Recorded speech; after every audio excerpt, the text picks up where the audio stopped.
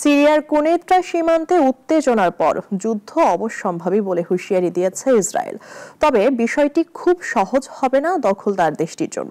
সিরিয়ার উত্তরে তুরস্কের সহায়তা আর কৌশলগত সম্পর্কের ভিত্তিতে সাবেক জিহাদি নেতা আহমেদ আল শারা হয়ে উঠেছেন দেশটির নতুন ক্ষমতার প্রতীক।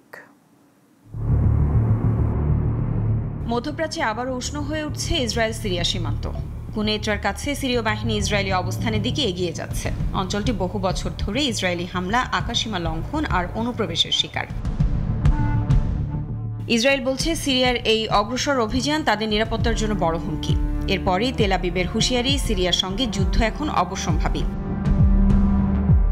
এদিকে সিরিয়ার ভেতরে দ্রুত পাল্টে যাচ্ছে ক্ষমতার সমীকরণ। একসময় আল কায়েদা ঘরানার জিহাদি নেতা হিসেবে পরিচিত আবু মোহাম্মদ আল জুলানি এখন সিরিয়ার প্রেসিডেন্ট। আহমেদ আল শারা নামে বিশ্ব তাকে চেনে। দীর্ঘদিনের সশস্ত্র লড়াই, ইদলিবের রাষ্ট্র গঠন এবং তুরস্কের কৌশলগত সহায়তা সব মিলিয়ে বদলে গেছে শারার ব্যক্তিত্ব ও ভূমিকা।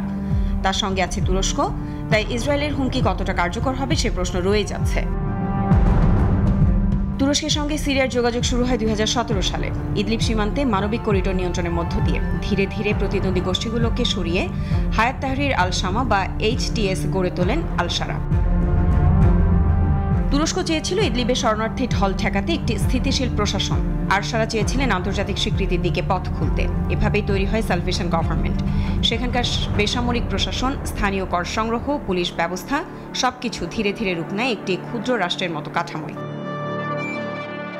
2022-এর পর থেকে নাটকীয়ভাবে বদলে যায় পরিস্থিতি। ইউক্রেন যুদ্ধে ব্যস্ত রাশিয়া সিরিয়া থেকে সেনা সরালে শুরু হয় নতুন শক্তির লড়াই। তুরস্ক সমর্থিত প্রভাব ব্যবহার করে শারার বাহিনী সিরিয়ায় ক্ষমতায় বসে। একসময় পশ্চিমা দেশগুলোর সঙ্গেও পরোক্ষ যোগাযোগের পথ খুলতে শুরু করে HTS। আল শারা স্যুট টাই পরে সাক্ষাৎকার দিতে শুরু করেন, স্ত্রীকে সঙ্গে নিয়ে জনসভায় যান। লক্ষ্য নিজেকে জিহাদি নয়, সিরিয়ার নতুন রাষ্ট্রনায়ক হিসেবে তুলে ধরা।